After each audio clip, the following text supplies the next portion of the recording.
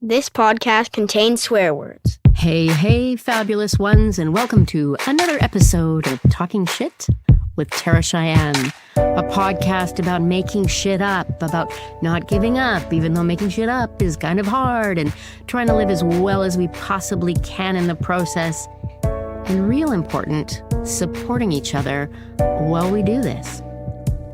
I am coming from the perspective of a person who makes art for a, air quotes, living, but the themes and ideas, inspiration here apply to all of us. Whether you identify as an artist or not, life is a creative act. I am your host, Tara Cheyenne Friedenberg, and I am, Today I am a parent, I am a maker of things, I'm a performer, I'm a writer, I'm a teacher, I'm a director, I'm a choreographer, I'm a dancer, and I do like to lift weights. And I am coming to you from the stolen, unceded territory of the Musqueam, Tsleil-Waututh, and Squamish nations on the west coast of Turtle Island.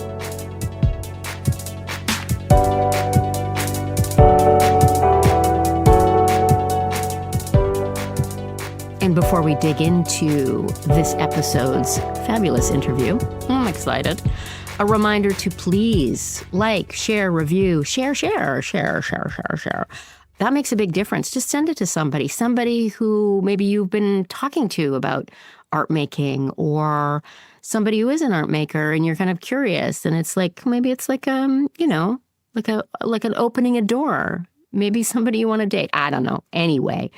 And if it is within your means to donate even a small amount, it makes a huge difference. You can go to www.taracheyenne.com, upper right-hand corner, click that donate button, or we will put the link in the bio. So as you know, or maybe you don't know, most of the guests on this podcast are people I know, people I see on a regular basis, I have conversations with, and those conversations often inspire me to ask these folks to be on the podcast. But today, I have a guest who I don't see in my everyday life. In fact, I just met them. My guest is Sara Jones, who is a comedian, who is a content creator. She is the host of the Sound of the North podcast. She lives in Prince George. And interestingly enough, I came across her and I was excited. Female identifying, Indigenous, comedian, young, living in the North. And she happened to come to my show, Pants, that I was performing in Prince George, and agreed to be on the podcast. And I just found this conversation so inspiring, a real affirmation of the great things that are happening in all the places.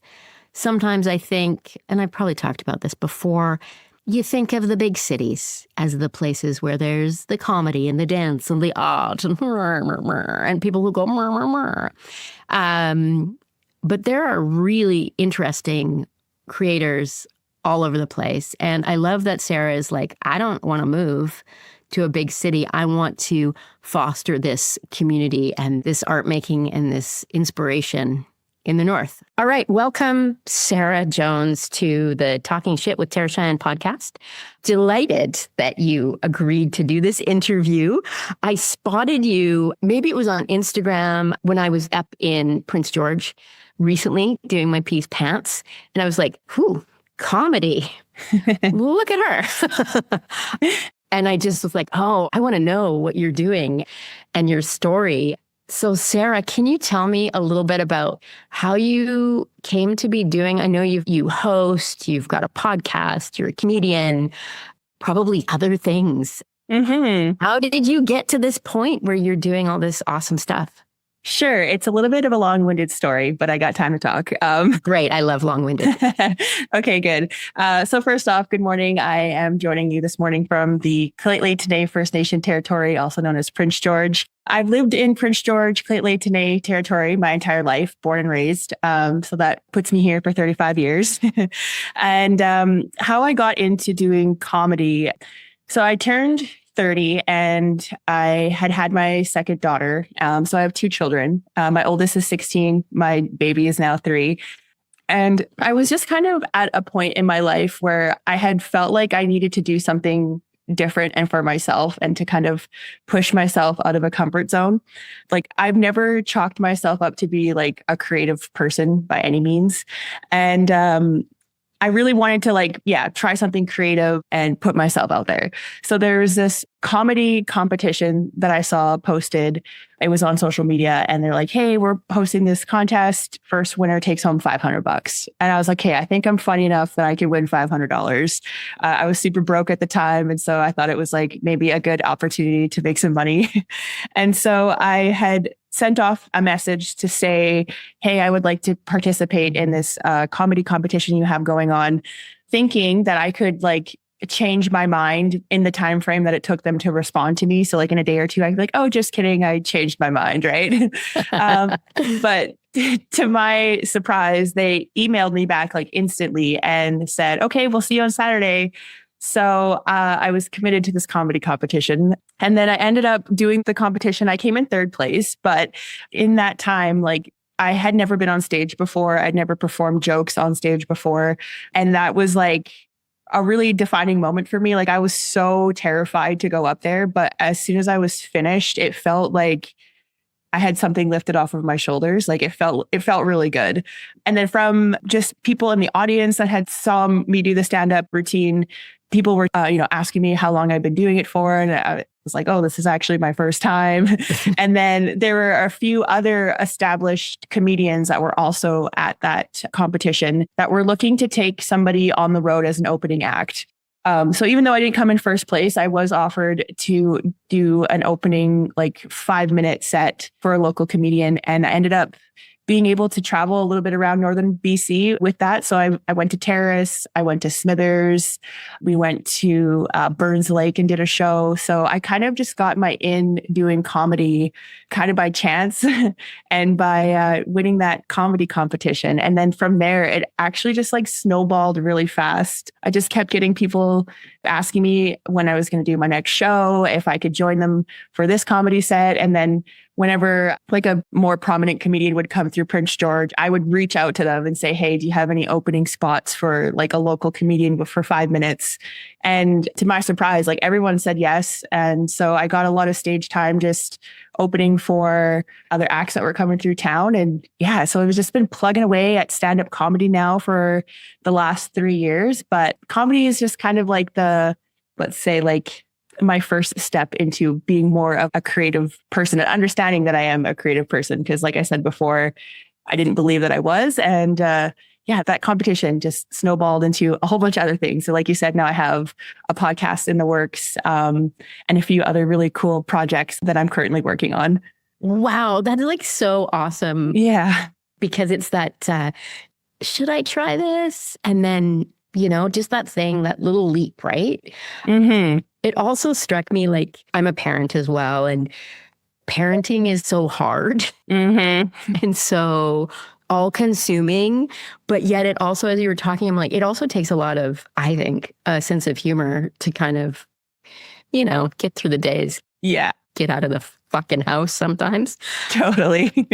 And also parenting also is kind of a creative act because you kind of have to, you kind of have to make it up.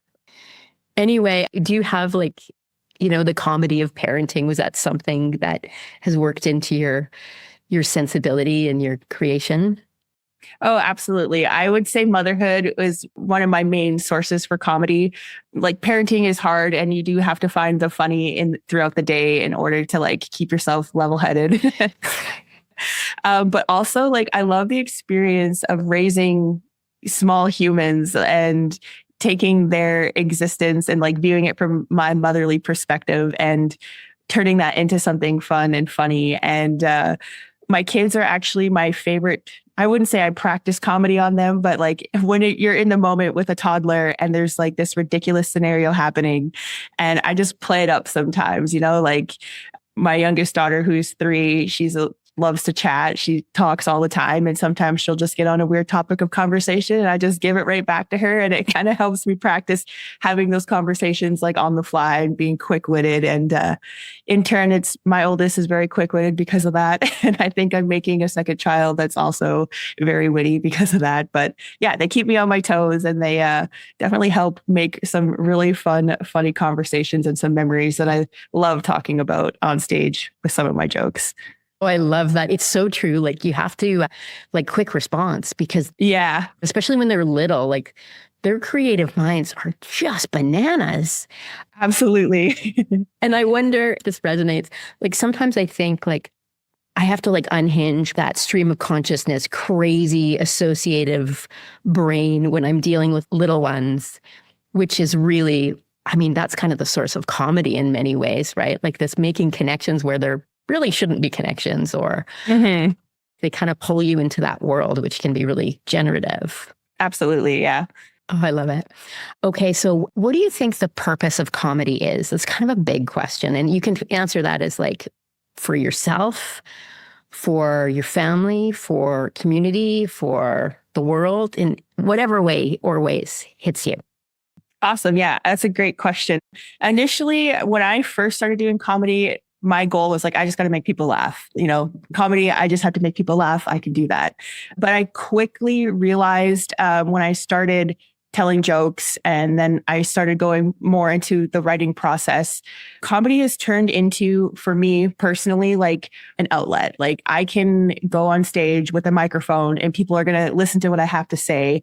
And sometimes I just need to get some shit off my chest. And that could be, like I said, like jokes that line up with parenting and the difficulties of parenting. Or like one of the things that I lean into when I talk on stage is like my daddy issues. And so kind of, it's almost therapeutic in a sense where I can like express what I want to say, but I just throw like a little bit of a comedic element to it. And then people listen and then people laugh. And I realized through speaking on some of my experiences on stage that you connect with a lot of people. And so comedy has also turned into a way for me to connect with people. Because a lot of times comedians, what makes them funny, in my opinion, is when they say something that's relatable, like we all thought it, but they said it kind of a thing, right? And so for me, that has turned into like, okay, I'm feeling this, I've had this shitty life experience and, I kind of feel alone in that. But then when I talk about it on stage and other people are laughing and relating, I'm like, okay, we're not alone, or maybe we're not as different as we really think we are as humans. Like we do have a lot of common threads, but sometimes we just don't talk about that because maybe the conversation's like a little weird or like a little embarrassing. But what a time to talk about weird and embarrassing things and when you're telling a stand-up comedy set. So yeah, for me, it's turned into like an emotional outlet, kind of, like just getting things off my chest, very therapeutic and creating community. And I love like meeting people and talking and having conversations, even such as this. Just like I wouldn't have been led to a lot of the conversations I've had in the last few years if it hadn't been for comedy. So yeah, I love that it's created a community and connected me with lots of great people and given me a sense of like a voice, if you will. And to freely express myself. Oh, yeah. I mean, one of my big soapboxes is like we need more female identifying and non-binary and queer folks being vocal, I love that comedy has that ability to, say the hard things or maybe even the taboo things. And you can just like put this little comic icing on something and then people gobble it up. Yes. And then they think about it too, hey? Yes, absolutely. Which is so great. What are some of the maybe icky topics or embarrassing or whatever that you've found ways kind of like get into people's minds and conversations that you feel like proud of? For sure. The first thing that comes to mind for me is a little bit of backtracking. I come from a family, my mom is Indigenous, and She is actually a 60 scoop survivor. And for those of you who don't know, just quick context, in Canada in the 1960s, a lot of Indigenous children were forcefully removed from their homes and then placed into the care of the child welfare system in Catholic homes that were predominantly white. So she didn't get to grow up or experience any of her culture or anything like that. So that has been like something that's weighed heavy on my life within the last couple of years, especially coming into adulthood and having another baby. And so I realized like that was a really heavy topic in my life. And I wanted to find a way to incorporate those conversations into stand-up comedy because like with Truth and Reconciliation, we're slowly starting to have these conversations, but I hadn't seen anybody really take it from like a comedic point of view. And so I actually have a lot of conversations on stage about, I have this joke about my mom being a 60 scoop survivor and how I knew that I was Indigenous before I knew that I was Indigenous. And I have a lot of conversations about, just like my experience with that and like the generational trauma that also has come with that. And it gets people talking and I love it. Like are some stereotypes in my comedy, especially when I touch on those topics, but people like it when they thought it, but I said it. And like, I could say it because I'm Indigenous, but they think about it and it gets them talking and it gets people like questioning things, which is my favorite part. And I've had some people come up to me after I do a comedy set that talks on my generational trauma and the things that I've experienced that go, man, some of the audience members were gasping, but I was laughing so hard because I couldn't relate any better, So yeah, those are like my favorite conversations that I've been able to bring to stage and to get people to like maybe think about a little bit more. Because I think a lot of people just assume that these traumas are like maybe an old thing, but I'm alive, I'm young, and they're very real. So to bring that element to stage and to have people like think about it more and know and understand that like these issues that we're dealing with as Indigenous people and people that have been displaced by the government are real. We're alive, we're here. And so keeping those topics of conversation like kind of on the forefront is very important for me when I do my stand-up comedy. Oh, awesome. We'll link in the show notes to more about the 60 Scoop and all the, ancestral trauma and how these conversations they are right here, right now. Exactly. Going forward and backwards in time. And I hope I get to see you do your stand-up. Are you coming to Vancouver? Hopefully soon. Yeah. I was there last July and I did some comedy there. So I have an invite to go back and I'd love to go back to Vancouver to go do some comedy. Okay. Beautiful. Beautiful.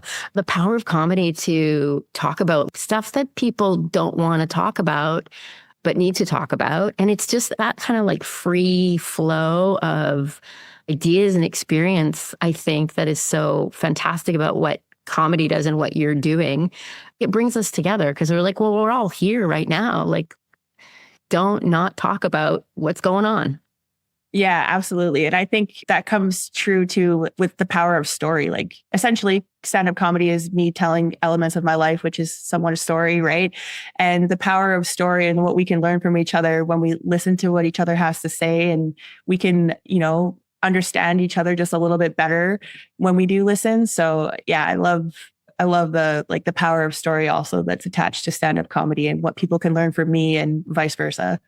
Totally. Hey, my partner and I were talking about, we were just up in the North Island on Malcolm Island doing some shows in Sointula, which is a fantastic community up there. But just, like having these small audiences and thinking about like, I'm in my 50s now, just barely, just started my 50s. But just feeling like, well, I'm a storyteller. People say to me as like a dance theater comedy artist, like, well, when are you going to get a real job? Never. if I haven't yet. But just like that kind of, I don't know if you feel like this, like just like kind of that feeling in my bones that, well, this is my job. My job is to absorb experience, my experience, people around me, the culture, and reflect it back as a storyteller. And there's always been storytellers in, every corner of the planet forever. So yeah. Do you feel like that's kind of who you are? Yeah, absolutely. I actually struggled for a long time thinking like, oh, nobody wants to hear what I have to say. Like, I'm just going to be quiet. I never expressed my opinions or my thoughts out loud to anybody other than myself. And like when I was younger, I filmed everything. Like I had this big giant camera recorder that I would keep plugged into the wall and I'd make all these home videos. And for me, that was like an element of storytelling. And then as I got a bit older, I stopped doing that. And now that I've, kind of had like this new approach and look on life, I've realized how important that piece was for me to share our stories and like to be more loud and proud with what we have to say, especially like for myself as an Indigenous woman. Like we come from a group of people whose voices never really have been heard before, been amplified, or the people that came before me were not in a position to be heard. So I felt like that was definitely a piece of my existence that I was kind of ignoring for a long time, the storytelling part of me. And now I let that storytelling part of me kind of be more dominant than it's ever been in my life. And I feel so much more in line with who I am and like my experience with life and like where I want to go. And it's helping me achieve goals just by like sharing my experience and sharing art and like not being so scared and shy and quiet about what I want to say. So definitely storytelling has shaped me a lot more as a person. And I definitely feel like that was part of who I was supposed to be all along. I just didn't listen when I was in my 20s. And now that I'm in my 30s, I'm definitely listening to it. So Yeah. Oh, thank goodness. I feel like the culture, like just around us, I'm talking about like colonial, Western, misogynist, patriarchal, capitalist. I mean, you don't get an invitation to hear your voice. Like it really is, no, shut up and take care of the kids and look pretty. Even I think sometimes I hear people, talk about, oh, well, maybe we don't, do we need feminism anymore? Right. Oh, yes. Really? We definitely do. We definitely do. We're not finished. No. Yeah, it's so important. Is there something that you can think of that you would say to like a younger person who maybe is feeling like a storyteller and maybe needs a little like wind under their wings to take a leap? Like, I mean, you took a big leap. That just sounds like so brave. Yeah. For sure. My advice would be, when I started storytelling, like I've always journaled. Like I've always been somebody that wrote in my journal all the time. And I used to write in my journal in the sense that like it had to be written in a way that if a third party were to read it, they're going to make sense of what I had to put on the paper. So my writing was like so structured and like very sentencey and very like paragraphs, periods, all that stuff. And I felt like I was doing good by writing in my journal every day. Like I was always thinking about, oh, someone else is going to read this. It better be good, or like, I better not say that. And then I just realized and learned that like, this is my freedom space to say whatever the hell I want to say. Like my notebook and my paper is like, this is where I'm going to get it out. And so I learned to write just freely. Like the sentences don't make sense. The paragraphs don't exist. Some words don't even go together. There's words that I write. I'm like, I don't even know if that is a word. But my advice would be just to like start somewhere and just let it flow. I feel like I personally was definitely set back in my creativity and like my freedom of expression by thinking like, what are other people going to think, or what are other people going to say, or whatever. And I just had to stop caring about that and just let it come out. So be authentic. Don't let yourself feel like, other opinions should make you feel smaller, and don't be afraid. Like it is scary to initially start something like new and creative, but the hardest part is just that first step of doing it. And once you do it one time, it kind of gets a little bit easier after that. So I would say, yeah, be free to write what you want or express what you want, and don't really worry about what other people are going to say. And if people want to criticize it, then you either learn from it or you move on or you just keep going. So yeah. Oh yeah. That's so good. Some really good advice I got years ago was when I was like, oh, is it good? I don't know, blah, blah, blah. I was working on a piece and they said, well, do you like it? And that just stopped me in my tracks. And it was like, oh, I guess that is the most important thing. Like, do you like it? Is it interesting to you? Absolutely. Right? Mm-hmm. So easy to kind of lose track of that and get kind of mired in the, what are people going to think? What are they going to say? And that can be kind of debilitating. Absolutely. And especially too, like coming from the perspective as a woman and as a mother, I was always afraid that like, if I said something too bold, then people were going to judge me. Or if I said a swear word, then I look like a bad mom. And it's like, I just had to like let go of all of those things that were kind of sitting in my subconscious that were exist because I don't know, I feel like society kind of put that on me, you know, like I'm not a bad mom because I like to say the word fuck or like, you know, I can have these expressive opinions and it's okay. Like I shouldn't have to worry about being quiet because of my role or my identity that society sees me, I guess. Yeah, totally. Also, it's very cathartic to use the fuck word. Like, yeah, it's the best. Yeah, it is the best. I remember explaining to our child when they were like quite little that it's okay to use it when it feels really good and you're not around somebody who you think, you know, use your intuition. You can tell when there's somebody who's not going to like it. Yeah. But don't overuse it because then it doesn't have the power when you really need it. Yeah. Yeah. Now they're very good at not overusing it. For a while, they would charge us for swearing. They made pretty good bank for a while. It was a lucrative career. The reverse swear jar. That sounds good. Yeah, it was pretty funny. So you're talking about writing. Is that how you develop your material? Is it like pen to paper or is it like in the world when you're just talking to people and you're like, oh, that's a pretty good bit? Like, can you give us a little sneak peek into what your process is like? Yeah, sure. So I'm definitely a pen and paper type of a gal. I love the feel of paper and pencil. So I do write a lot in my journal. Like I write in every single day. And sometimes when I'm journaling, like a joke will come to me while I'm sitting there. So I'll jot that down. But yes, I do pull a lot from like real life experience, like interactions that I have with like friends or families or at the grocery store. I'm like, okay, that was funny. That needs to be a joke. So like I'll jot it down. Like if I don't have my notepad handy, I'll like just throw it in my phone under the notes section. And then I take that so I can remind myself what to write about. And then I go back to my journaling and my diary and I will kind of elaborate more on that topic. So yeah, my writing process is very pencil paper and I love the freedom that pencil and paper has. You can literally write anywhere, anytime. You don't have to worry about internet connection or, you know, like a place and a time, like it's always there. So yeah. I'm definitely old school in that sense, I guess. I don't know. Is paper and pencil old school? I don't know. Yeah, totally. For some of us, yeah, I know it's so funny. Hey, I get into, which the listeners of this podcast have heard me talk about before, but the brain science of, because it's embodied, right? Like it's your body and when I write things on paper, I remember them. Me too. If I type them, does that happen to you too? Yes, it's almost like typing for me. I have like a muscle memory, so I can type words without looking. But when I'm writing it physically, like it takes more thought process and I'm more visual than it does than like typing on a keyboard. Because yeah, muscle memory when I'm typing kind of thing. Yeah.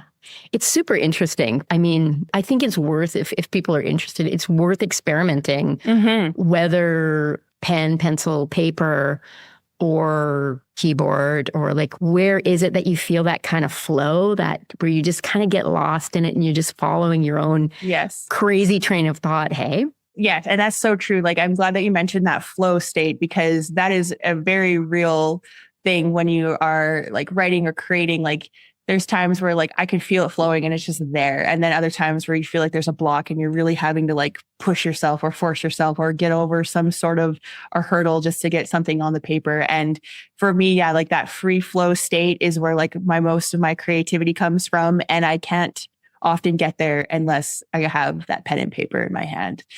Oh, that's cool. Hey, the question I just wrote down to ask you is like, what are the conditions for that flow? And you just said pen and paper is an important part of that. Yeah. Can you identify any other like little things for the flow? Yeah, definitely. For me, I've been really building a relationship with nature. So for me, like, I'm very lucky. I live in an area where I can like walk outside and literally my back door is like trails and forests and all that stuff. So usually for me, like if I really want to get into like a nice creative flow state, or I want to like kind of calm down, because I need to be like calm. I can't be like stressed or like angry. I have to be like the perfect homeostasis to get there. But lots of walks, like I'll go for a nice walk before I want to like write down something good, or like before I want to sit down and actually start a writing session. Just spending time outside. And I love my children, but I often need quiet space. So I do a lot of my writing by myself. Like I don't usually do a lot of creative writing when there's other people around. It's kind of like my zen and my quiet space, or my go-to. So yeah, it's like my me time, I guess. It's like kind of like self-care, I guess. Yeah. Yeah, I really resonate with creativity as self-care. Mm-hmm. Kind of like going in and taking a really good look at like what's going on in there. And so many times, or so much of our lives, especially, being a parent and just, doing all the things that you have to do, you can kind of just push that to the side. It's very easy to do. Yeah, unfortunately.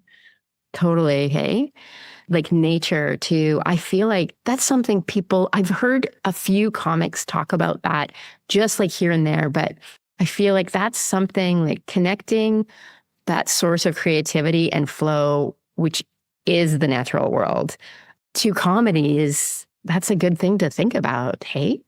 Mm-hmm. I've said jokingly in the past, but I think it's more true now than ever that like my connection with the natural world and Mother Earth, I always feel like so like spiritual when I say that, but I just mean like, yeah, my connection with like nature and the natural world is definitely a superpower of mine. I used to say like, oh yeah, that's my superpower as a joke, but I'm like, no, really, it is. Like I find my most calming moments when I'm connected to nature, or like, I don't know, it just gives you like when you're looking at it and actually paying attention to it, it just creates such a different view of the world that I just like ignored for so long. And I think a lot of us actually still ignore all the time, like just like the beauty of nature. And I don't know, whenever I get out there and like, I feel like I'm like so, big and strong. And then I get out there and I look at the trees and I'm like, oh shit, like I'm way down here on the ladder. And then you kind of like glance down and then I'm standing on top of like all these little tiny plants and, little insects and all these things. And I'm like, I am big and strong. Like, I don't know. It just paints a very different perspective, and it kind of gives you like endless thought process. I don't know, when you look at different things, listen to the birds and how the ecosystems all work together and all these cool things. And it just, yeah, a different thought process. It's very like calming and like outside the busy hustle and bustle of like our lives. That's like, yeah, my superpower is the ability to connect to that part where it's like nice and quiet, and some people can't do that. And maybe some people don't even know that part of existence is there, but it is. And once you connect to it, it's really powerful. Oh, that's so good. I feel like you need a cape, and this could be a superhero. I don't know what her name is, but when you were talking like nature and perspective, in a way that's like essential part of comedy, changing your perspective. Yes. Looking at things from a different, and just like you're saying, like feeling like I'm really big, and then like, oh no, I am like but a grain of dust. Yes. And then realizing, oh my God, there's a whole incredible world under your feet. And so, yeah, I mean, I feel like Mother Nature has a great sense of humor and is probably just laughing her ass off at the hubris of humanity on the regular. Absolutely. That's what I believe too. Right? Like when you're, yes. Like just like, oh, you guys, this is not going to work out for you, but okay. I love that. I feel like there's something really potent in the power of nature and perspective and changing the way we think and therefore comedy. Mm-hmm. I've spent quite a lot of time up north. I love the place and the forests and the rivers, and I've spent a lot of time in Wet'suwet'en territory, and there's something special and magic. And can you tell me about, I don't know, your feelings about, I mean, you're a northerner, this is your place, and yeah, just what it's like to be an artist in Prince George and the North. Yeah, for sure. So we have an abundance of nature up here, which is fantastic. Like you could drive 10 minutes in any direction and hit a lake, or, we have the two rivers that converge here in Prince George, which is very unique and really cool. What are they called? When I was there, I forgot. Yeah, it's the Fraser and then the Chaco that merge here in Prince George. Yeah. And just like a little piece of history, Lake-Tenay is the territory we're on, and Lake-Tenay roughly translates to where the two rivers meet. So that's the name of the territory. And the Indigenous people back in the day were very smart, and they knew that the convergence of two waterways was like a superhighway. So that's why one of the reasons why they chose this territory to settle on. But anyways, another thing too that's really great about Prince George is like, yeah, we have this beautiful landscape, and it's very like, our backyard is like a playground for anything you can really think of outdoors, which is great. But a lot of people like kind of like Prince George has this weird reputation. We're a northern community. We do suffer a lot from a lot of economic issues and things like that. There's poverty here. We have a lot of like homeless issues here. So as an artist from Prince George, like I love that the space allows me personally to be creative, and it provides me with other opportunities. But I know that we're not without like, a lot of challenges. But just, switching gears a little bit. The one thing I love is that I get opportunities that I don't think I would get otherwise if I were in a city like Vancouver, no offense. But like I feel like I would be, as a comedian, would be in too much of a saturated market, whereas in Prince George, it's like there's not really a ton of us. So I feel like the opportunity has been more abundant, like I can book shows with a 5-minute set and only been doing comedy for 2 weeks, whereas I don't think I could get away with that in a city like Vancouver.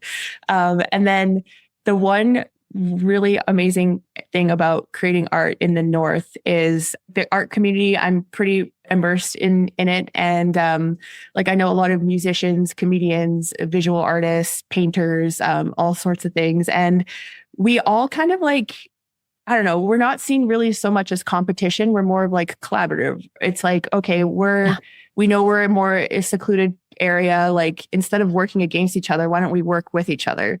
So the art community here is incredible. Like they lean on each other all the time. It's like, if somebody knows a videographer for this event, they hook them up with, a connection, or if somebody needs a photographer, or if somebody needs a comedian or an MC or like a drummer for a band. Like we're all just like so intertwined into like this incredible, like little weird tight knit art community, which is so cool. But I can't speak for other art communities in bigger cities because I've never lived in one or experienced it. But I can say the Prince George is very connected, and we're like very collaborative and just like a big giant family. And if anything we can do to help somebody else in their art to do a little bit better, like we're there for each other. So in that sense, like Prince George is, in my opinion, incredible for people that want to make art, take on something new, be creative. It's so true that it's that power of community too. And I think in small places, I've mostly lived in big cities, but whenever I can, I often tour to small places. And I think that's really important. I think it's important not to, I don't know, with art making, it's like, the urban centers. But I have just met so many incredible artists in all of these communities. And I feel like just like you're saying, like this like, well, let's do it together. Mm-hmm. Instead of feeling like, you're taking, competition. That if we pool our resources, we can actually make some pretty awesome shit happen. Exactly. Right? I love that. I totally felt that when I was up in Prince George just a few weeks ago, and with the folks that are trying to like make dance happen more, and just the audience that came out to my show. And I did feel like there was that community, and people were talking about, this artist and this person, and you should talk to this person. And I love that so much. I think we have a lot to learn from small communities that really support each other. Hey? Yeah, I'm glad that you felt that, because it's one thing for me to feel that and speak on it because I kind of live it every day, but for somebody else to feel that feels good, because like I know that our art community really strives to just like, we just want to help each other out, lift each other up, like let's kick some ass and do some cool shit together. It's so much better when you do it together than on your own. So yeah. glad that you experienced that.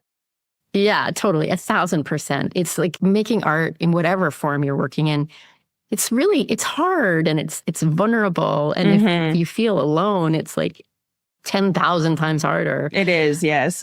I love that you feel that there. And what do you have coming up that we could lead people toward? And also, what are some of your like dreams for the next like maybe few years of your career? Okay. And beyond. Sure. Dreams. So I have a few things to talk on. Good. One thing I haven't touched on yet that I'm really proud of is I have recently got into the role of hosting like a comedy spot / hosting for a group here in Prince George called Northern Belle Entertainment. Now, this is like a subtle plug and I will be discreet. The owner and founder is my older sister. She's also a very talented creative mind as well. And so we put together in the North a variety shows that include drag, burlesque, and stand-up comedy. So that's been something we've really been working on in the last couple of months. And we've had some successful shows over the last I want to say the last year and a bit, which has been fantastic. So really getting like the idea or, just different types of art out there. Like a lot of the surrounding communities in Prince George are definitely, very religious. And so things like drag and burlesque are still like kind of taboo subjects. So being able to like put together these fun variety shows where it's just like, we're just getting together, we're creating art, we're having a great time and like bringing it to other communities as a full production has been really cool. And it's new, I feel like, a lot for the North. Like some of these communities have never even experienced a drag show before. Right. We hosted like Nancy O's is a popular restaurant here in Prince George. We hosted their first drag. I went there. Everybody told me to go and I went. Yeah, it was delicious. Oh, yeah. Because it's so good. We hosted the first ever drag brunch there in February of this year, which was really cool. So yeah, that's like one of the most proud things that I'm part of right now is being part of that community and, creating a safe space for anybody to create art and for everybody to create art. And in my experience, like creating that safe space for inclusivity and for people to freely express themselves, when you merge those things together, like fucking magic happens. Like the energy is undeniable. It's so good. So just being able to share that with the world and to like basically curate these shows has been really good. But I have to give credit to my sister. Her name is Ray. She produces all the shows and she's fantastic. And so I'm proud of that part. And then also on my own endeavor, I recently just got funded for a podcast series through TELUS Story Hive. So yeah, the podcast just in pre-production right now, and it should be finished by the end of the year. But it's a podcast about myself titled The Sounds of the North, where I interview musicians from Prince George and just have conversations about what influences their creativity. Because I have this idea or belief that where you come from or where you live can heavily influence what you create as art. And for us, Prince George being a northern community that's, kind of secluded when you think about it in context like Vancouver. Yeah, our community that has like an insane amount of talented people that make music, all sorts of art, but the podcast is focusing mostly on music. But I'm like, there's got to be something in the water. Like, is every second dude that I know like a really good drummer in a sick band? Like, there's a lot of that. So the podcast is going to be me, just having like good, fun conversations with local musicians and talking about the relevance, if any, between living in a northern secluded community and what they create for music. Oh, I can't wait. That sounds like right up my alley. I love it. Oh, cool. Yeah. I bet you're going to find there's going to be things because it's like we are where our feet are, really, like we're drinking the water and breathing the air and being around each other. That's something to look forward to. Okay. The Sounds of the North and Northern Belle Entertainment. Yes. Yeah. Okay, good. I think we'll just plug the hell out of those things because sweet, thank you. That's one of the this things podcast is with folks effing that I good. mentor and stuff. I'm like, I think we need to just like really promote ourselves. I think that's heck yeah. I think that's cool. I think we should do it. I think we should take that for sure. Right. Just a couple more questions. Sure. I'm looking at the time, but something that just came to mind, and it feels like so natural to me. But I wonder if you have thoughts on why that, like drag practice. I'm a drag king. Oh, cool. part of my life. And I love comedy. And like, oh, these things are often together. Mm-hmm. Do you have any thoughts on why? Yeah, good question. So anybody that's like familiar with drag or like has been to a drag show or even like watched it on TV kind of knows that like drag queens just have like this incredible, like they use their humor to convey really what they're saying and what they're doing. And like, I have never met a drag queen that's not funny. I feel like the correlation between that is just, you know, like we find that element of humor and use it to like self-express. So like drag obviously is so much deeper than, you know, just wearing makeup and a fabulous outfit. Like there's so many more layers to that. But to bring it to the forefront, to get people to like listen and enjoy and to be entertained, like you need that comedy element, in my opinion. And yeah, I don't know. I think it just comes with the territory of like freedom of expression. Say what you want to say, and it's 9 times out of 10, it's funny. And so, yeah. Yeah, it just like circling back to what we were talking about earlier. It's kind of like comedy is, you know, the gateway to the things we're maybe afraid of talking about, Yes. or we really need to talk about or express. It's so powerful. Mm-hmm. And I think too, like, if we were to have a conversation and I were to tell you something really boring, dull, and like point form, you probably aren't going to remember it. But if I took the same context and told you a joke out of it, the chances of you actually listening and remembering the words that I have to say are going to stick with you like a lot more than a boring bullet form, right? So I think too, like, yeah, getting the message across with drag and all that is, you know, people want to listen and they want to be captivated when there's like an entertainment element, I guess. So it's like using that as a tool almost essentially to like get people to listen and get people to see who you are. Totally. I love it. I love it. That's so good. And then my last question is there something, and you've already like told us a bit about your process and nature and walking. Is there anything else that you are doing these days that is helping support your creative process, like yourself as an artist? And in any way, like, I'm eating a lot of cinnamon buns and that seems to be working, or I watched this show on Netflix, or anything that just in your life that's helping that.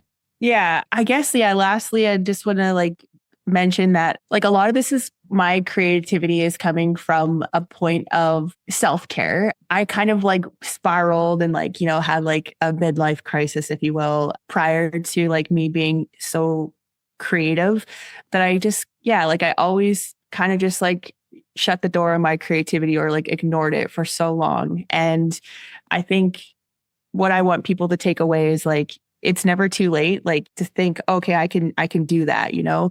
And I've been having lots of good conversations lately with people that say that like, you know, it took them in a dark place to be able to like come back to creating art. And if I could tell anybody to like, just keep creating, like, don't get to the rock bottom before you think, oh no, I need to do something different.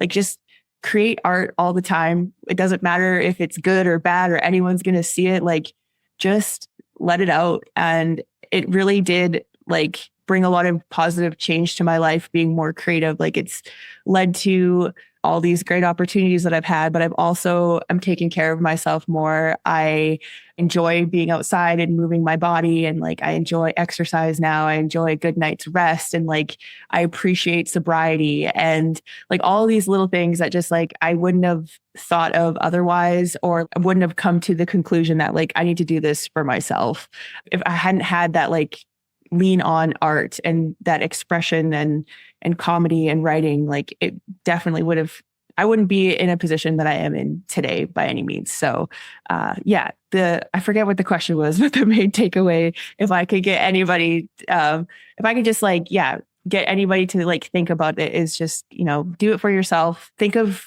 creativity and art and creation as like self-care. You know, you need to do it. Everybody needs to do something creative. That's what I think, at least. Oh, I totally agree. It's almost like, have you flossed your teeth? Yeah. Did you drink enough water? Did you go to the gym? Did you make some shit up? Yeah. Yeah. Like, I think that's so beautiful. It's such a great way to end. Just create as a form of self-care. And doesn't matter if it's good or, I mean, we have to make bad stuff in order to make good stuff anyway. So Exactly. You have to start somewhere. And another thing too that I wanted to add is like, I was always deterred by the idea of creating art subconsciously, I guess too. It was like, I don't have any professional training, like I never went to art school, or I've never taken any sort of a lesson, like always thinking that I wasn't worthy of creating art because I didn't have like these teachings. But that's not what art is. Art is like your free expression. So yeah, I would also emphasize, like, don't let those parameters hold you back from creating anything, because in the end, it doesn't mean shit. If you're good at what you do and you want to be creative and free, that'll come across in whatever you create. Oh, I love it. That's so important, right? Like, don't fall prey to the gatekeepers. Mm-hmm. You don't need a piece of paper or permission from Professor blah, blah, blah. Right here, Sara Jones is giving you permission to make it up. Mm-hmm. Yeah, and be healthy in the process. I love that. Thank you so much. We will link to your stuff and your bio, and when your podcast comes out, we'll for sure share that. That'd be great. Thank you so much for talking to me today, Sara. Thank you so much for taking the time to chat with me. I had a great time. Pleasure. And that, as we say, is a wrap. Thank you so much for listening, and thank you, Sara, for sitting down with me and having such a great and inspiring conversation. I really look forward to being able to catch Sara's comedy live. And please be in touch. We are on Instagram, Tara Cheyenne TCP. We are on Facebook, Tara Cheyenne Performance. As I've said a million times, the love of the email, info@taracheyenne.com. And you can always visit our website, www.taracheyenne.com, for news and information on workshops, on performances, the latest podcasts, etc. Talking Shit with Tara Cheyenne is a project of Tara Cheyenne Performance, produced, edited, with original music by Marc Stewart. You can reach Marc at marcstewartmusic.com. And please remember to share, rate, review, heart, and donate if you can. And I shall leave you with a quotation from James Clear, the author of Atomic Habits. We look for reasons to say yes and only say no when we have to. I'm leaving you with that after this interview because I think Sara is a great example of someone who is looking for reasons to say yes. So we all have this negativity bias, and we need to work kind of against that, I think, at times, to live a good life. So what are some artistic ways that you can say yes and only no when you really need to? But sometimes you really need to. Take good care of each other, and please keep making shit up. We'll see you next time.